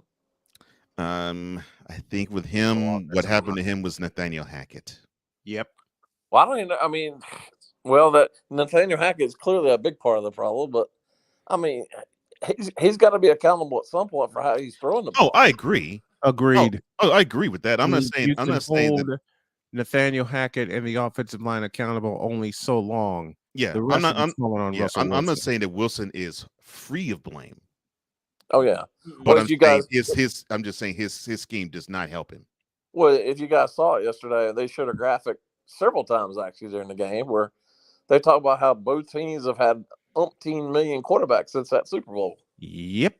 And you're not going to win that way. You're just not going to win that way. Oh, wow. And that was that Super Bowl was played 7 years ago? Good. Not even that. Wow. Not even that. Jeez. And this is, for the most part, the Broncos have been run by John Elway, one of the best quarterbacks ever. Mm-hmm. You would think he could find a quarterback. Well, he seems to be able to try to find quarterbacks at the twilight of their careers. Well, I mean, let's face it, guys. With this trade with Russell Wilson, they sold the farm. Yeah, they did. I mean, they traded everybody to get him. Mm-hmm. And then they drove a Brinks truck to his house. Well, the Seahawks are reaping the rewards for it. Geno Smith, though. Geno Smith. God. If you were to have told me we're going into December and the Seahawks will have a better record than the Broncos and Geno Smith is starting for the Seahawks, I would have laughed you silly if so you would said I. this to me in August. So would I. Now, I'm still gonna laugh him silly because Geno Smith's going to be one of the reasons. Not only does it cost them the division, it's going to cost them a playoff spot. Oh, Victor said, was the Broncos Packers game worse than the Colts Broncos game earlier this year? It's a tie. Well, a lot of Broncos games have been unwatchable. Oh, like you guys said, it just seems like being a head coach seems to be over Hackett's head. Mm-hmm. And I know he's 12 games in as a head coach. I get that, but man, it just seems like he's been lost most of the year. What did Deed say earlier? The clock is ticking on Nathaniel Hackett's firing. Mm-hmm. I think the clock was ticking during week 1. Yeah. All right. Well, it's been a disaster, and he's made some terrible decisions, and clock management's been awful. You know who else should be? You know who else should be on the chopping block? We've mentioned this name a few times. Brendan Staley. Yes, and apparently that is one of the positions that might be open. Yeah. Anthony Lynn should have stayed. They should have kept Anthony Lynn. Unfortunately, when he lucks up and wins like he did yesterday, well, the blatant mistakes of him going on 4th down in his own side of the field and not making it, it's over. Listen, guys, there's analytics, and they're just going completely overboard with analytics, and he's one of those guys. Thank you, Jay. Thank you, Brandon Staley is just nuts with analytics. Thank you. Yeah, he is. You can't go for it on every 4th down and every position on the field. It's just, and let's face it, I know he's only in his 3rd year, but they're just wasting Justin Herbert. Yeah, they are. They are. Say that again, Jay. They're just wasting Justin Herbert. I've been saying that for the last 2 years. They're wasting Justin Herbert and his time the same way the Chicago Bears are wasting Justin Fields. I have told he's for a different reason, as I've stated before. These running quarterbacks, these coaches let these running quarterbacks run, are going to get their kids either hurt badly or killed. And he's one of those guys. Listen, I guess it was Chris Collinsworth who said last night. He said we've reached a tipping point with these running quarterbacks where they're almost better than the passing type quarterbacks. Well, that might be true in the NFL, but the lifespan for these quarterbacks is greatly diminished when you play the way these guys do. I was going to say, Jalen Hurts, you're going to Lamar run into Jackson, Justin Fields. You're going to run into the same problem that the running backs have gone into, because you could say that the tipping point is the running quarterbacks are better than the ones who are in the pocket. They said that in 2012. But what has the running back position become now? And one where you got to have 2 or 3 in your stable to have it work. And it's in most offenses in most offenses lately in the NFL, it's become an albatross. It's not going to come to the point, and gentlemen, I hope this is because we're all on the same ages. I hope it does not come to the point, gentlemen, where we get a chance to see a running quarterback and then he gets subbed out for a pocket passer. Well, yeah, there's also this. There's nothing wrong with a running quarterback. No, there's nothing wrong with that. There's a big problem with a quarterback who your first instinct is to run, no matter what the situation is. Right. I think some of these guys are doing that. I mean, look at the game last night. I mean, Jalen Hurts had 104 yards rushing in the first quarter last night. Mm-hmm. Yep. In the first quarter. That is my issue. The fact that these teams are actually and that's going to cause quarterbacks into running backs, and that's going to cause Philadelphia. I mean, Jalen Hurts has gotten better as a pocket passer, but if you look at the way he's played this year, yes, he's led the Eagles to 10-1, but what's his first instinct? Oh, that game's exciting for me, cool, because my manager is a Steelers fan. I'm a clown her silly when the Steelers lose tonight. What is Jalen Hurts' first instinct still? He's a glorified running back. Mm-hmm. It's to pull the ball down and run. Yeah, he was like that at Alabama. He was like that at Oklahoma, and now he's like that with the Eagles. And the coaching staff realizes it to the point where they actually call design runs for him at least 5 or 6 times in the game. Well, that's where I have the problem is whether you're a high school coach, a college coach, or a pro coach. I understand designing plays for them, but don't make it your entire offense where the quarterback runs the ball. You cannot capitulate to the quarterback. Now for arguing about that. Mm-hmm. Best example for that of a quarterback who was a runner, but then learned to be a pocket passer and only run when necessary. You've heard this before. Steve Young. Mm-hmm. Steve Young. Now for argument of balance, Cool, who actually is an Eagles fan, of course, Jalen Hurts is the starting quarterback. Hosts the Eagles Elite Podcast. Wonderful show, I may add. Absolutely. He says running QBs have to balance when they can run. Can't run all the time, but for some games it's needed. He had huge Hurts, had huge runs and isn't running first. Yeah, true. To a point. But in that game, and you know this to be true, Cool, there was some design runs where that was the only thing he was going to do. Mm-hmm. But yes, but to your point though, Cool, I am seeing Hurts looking more downfield more. Same. Yes, he is. Same. Hey, listen, I'll admit since he was his first couple of years at Alabama, he's a much better quarterback. Mm-hmm. Yeah, but still, I know the Eagles are on a phenomenal year and they're the number 1 seed in the East right now, in the NFC right now. I get that. Yes. But do we really trust them to win the Super Bowl when you have a quarterback like this? I don't know that anybody really does. No. We've not really seen it. We've seen the Ravens collapse every year in the playoffs. Mm-hmm. Now, it's not all Lamar Jackson's fault, but it's not. Defenses are setting up where they're going to control the run first. You have to be able to throw the ball to win. Another quarterback that could be on the way to a regression because of instinct to run, Tua Tagovailoa. With his injury issues, he better watch it.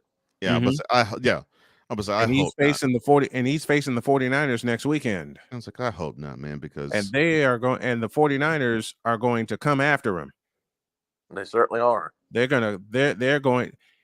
Listen, DeMeco Ryans, who is underrated as a defensive coordinator, defenses Hurts can throw and has great weapons. True, he needs to use them often. The difference is the difference. The thing is with Tua, he's still, to me, not right after his concussion against Cincinnati. Yeah. He is still not right. And I mean that physically. If he got hit that hard against Cincinnati and only took a week off, how could anybody be right? Exactly, after a concussion. After two within a week's time. Mm-hmm. Well, whether it be the NFL or the Dolphins, they screwed that up royally. They did. Both, and the NFL doesn't want to come out and say it. They won't say it either. But both entities screwed that up royally. They NFL really screwed that up. you've got to be a blind person not to see that he had a concussion on that play. Man, he's sitting there wobbling around. I mean, come on. Why was he not taken off the field? I suffered a concussion back in 2002. I suffered a concussion. Oh boy, it's not fun. It's not fun at all. I had one. It's not fun. I had one 10 years back. That's not fun at all. It's not fun, and it's not easy to deal with. We've all been dizzy. Just think about being dizzy. I mean, I'm sure what Tua had is by at least times 100, and that's probably being kind. Yes. And just from being dizzy to being that, I mean, that's a big difference. Yeah, that's exponentially bigger. It is. Now, I know Tua's not a running. I know Tua's not a running quarterback, but yeah, there's a tendency with him. I want to be wrong when it comes to Tua, but after that hit against Cincinnati, and I said it here, they should have put him on the shelf for the rest of the season. Wise has said that too. Safety reasons. Wise said the same. He says, man, he should sit for the rest of the year. Yeah.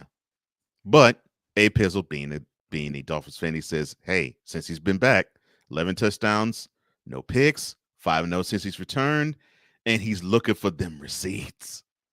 Yeah.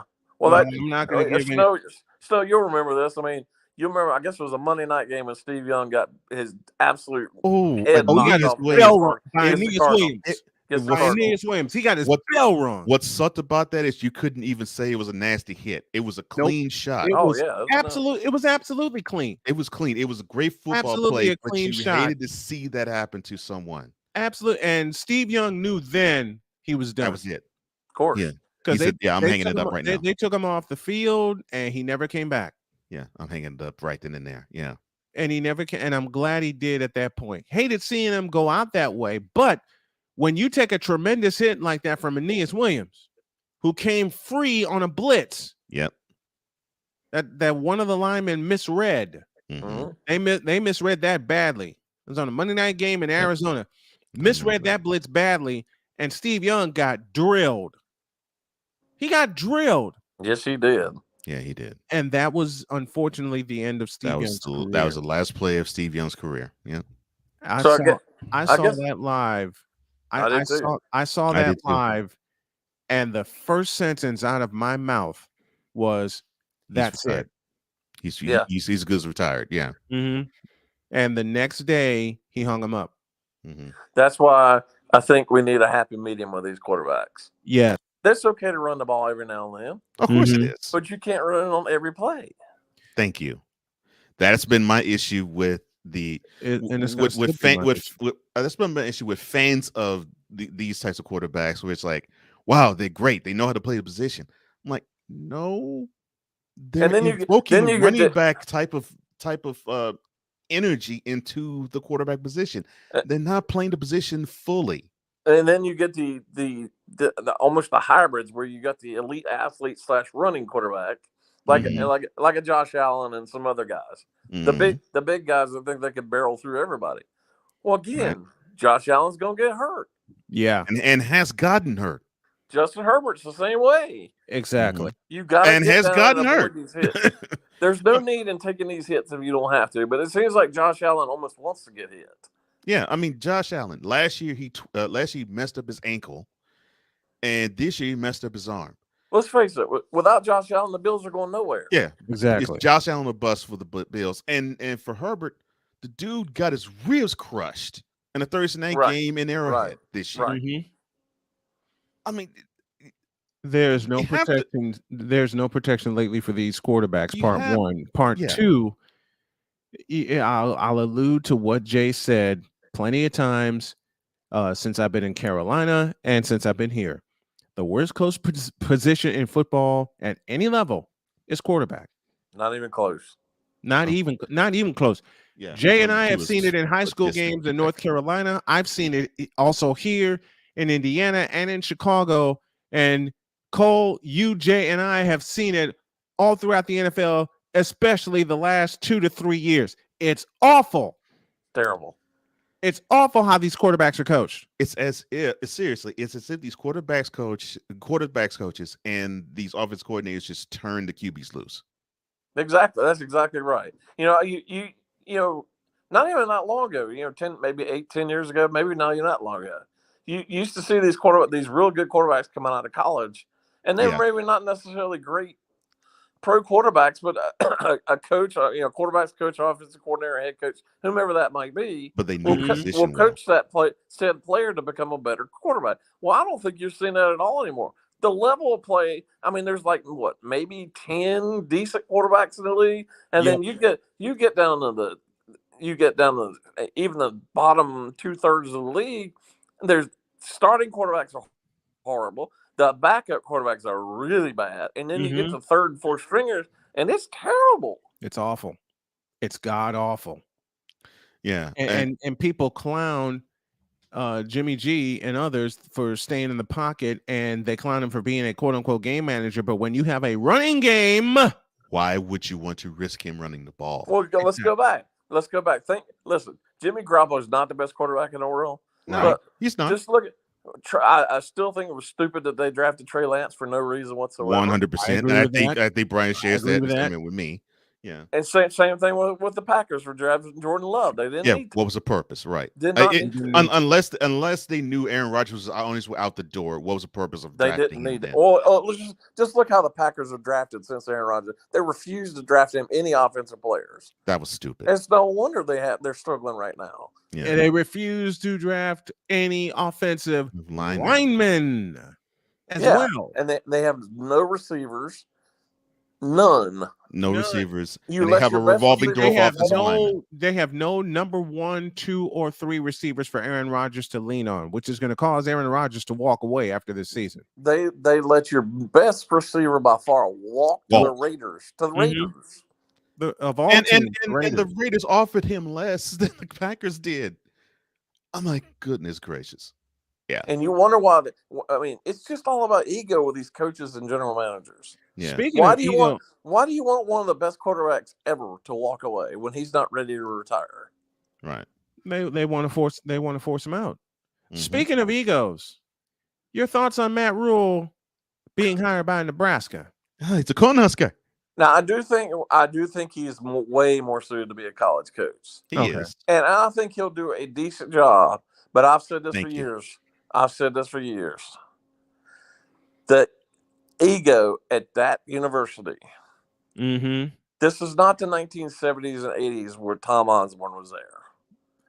It is so hard to get top-level athletes to come to Lincoln, Nebraska. And it's not 40 or 50 years ago where you can get any kid in Nebraska and be fine. Then it's just not going to happen there. What did we talk about earlier in this show? What did we talk about earlier in the show? The fact that you had a program where supposedly the power is not how it is now because the program doesn't even look like how it did 30 years ago. Not a chance. And it was because of what you just said. Kids from and not just Nebraska, kids from Iowa, kids from North and South Dakota, kids from Kansas, in Missouri, they would all come to Nebraska. But you're not getting that anymore because now in the Big Ten, these kids are going to other programs in the Big Ten, if not going to Notre Dame or USC Michigan. or the SEC, if they really have their stock high. If they really have high stock and really want to get noticed, they're going to the SEC. I mean, this is not the Big 8 anymore. No, Nebraska and Oklahoma, they're one of the two powers dominated every year. Not only ruled the conference, but they ruled the recruiting. Well, let's face it, guys. I mean, they're probably the second best conference in the country. However, they do get a break by being in the sorry Western Division of the Big Ten. Yep. Yes. Yep. I mean, what does that say that Purdue's in the championship this weekend against Michigan? Well, I mean, it was like you could pick your choice, but of course it was buoyed by the fact that Purdue won their rivalry game against Indiana. If not, you would have had to choose between one of 4 teams that in the Big Ten finished 5-4. And look at all the coaches they fired since Osborne's left. Oh, gosh. The laundry list is endless. And look who their AD is. There's another egomaniac who played in the program. Trev Alberts is an egomaniac. Mm-hmm. It's not going to happen there, guys. Listen, I'm not wishing them to have a bad season. That's not it. But we just know what the tradition of Nebraska is. And all three of us do. Yeah. I know Scott Frost played there, but he should have stayed at Central Florida. He had a better coaching job there. Yeah, and he had better athletes. And I think that's my point. And he could have built something special staying there. At But South I get Florida. But I get the call of wanting to be at your alma mater. I get that. And then we'll close with this. Then you got Luke Fickell going to Wisconsin. Now that could be a gold mine if they're allowed to be. And let's face it, guys, if Ryan Day ever leaves Ohio State, and he's still young, you know Ohio State's calling Luke Fickell. Yeah, in a because minute. they should have called him the last time. I know Ryan Day's done a great job there, but it's not hard to recruit Ohio State. Mm-mm. No, it's not hard. All you have to do is the only competition they have is Michigan. So no, all you have to do is go to a kid and say, "Look, I coach at Ohio State." Yeah, that's basically the recruiting pitch. Here's a recruiting pitch. So you want to play at a New Year's Six bowl or a college football playoff game every year? Sign the dotted line. There's your pitch. There's your pitch right there. Every year, sign the dotted line. There's your pitch right there. Jay Spivey joining us as he does every Monday at the bottom of hour 2 for some Spivey notes. And boy, there are some good ones. Pick up the podcast wherever you consume your podcast. Thank you, Jay. Man. Love you, brother. Thank you, guys. Have a great week. You too, man.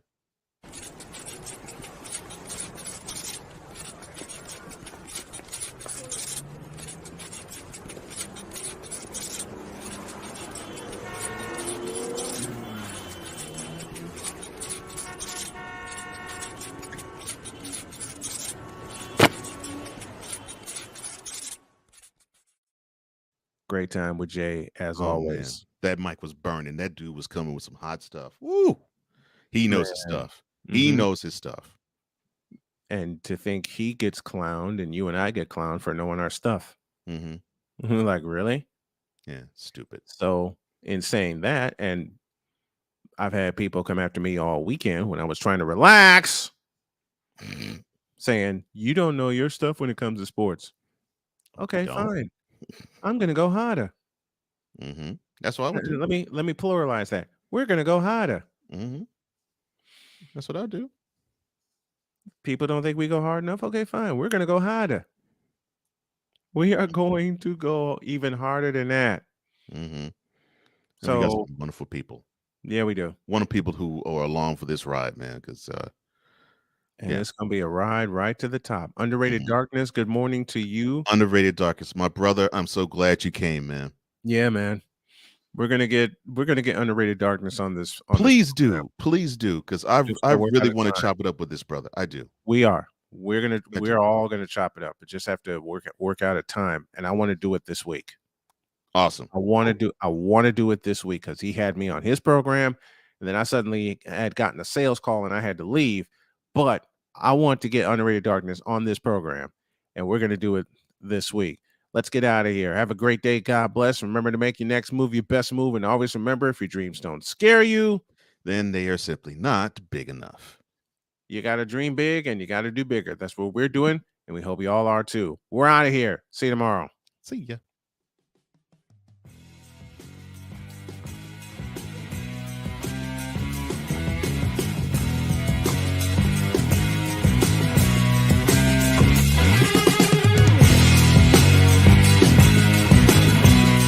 Thank you for tuning in to Snowman in the Morning with Cole Johnson, the hottest of hot takes and the coldest of cold, hard facts.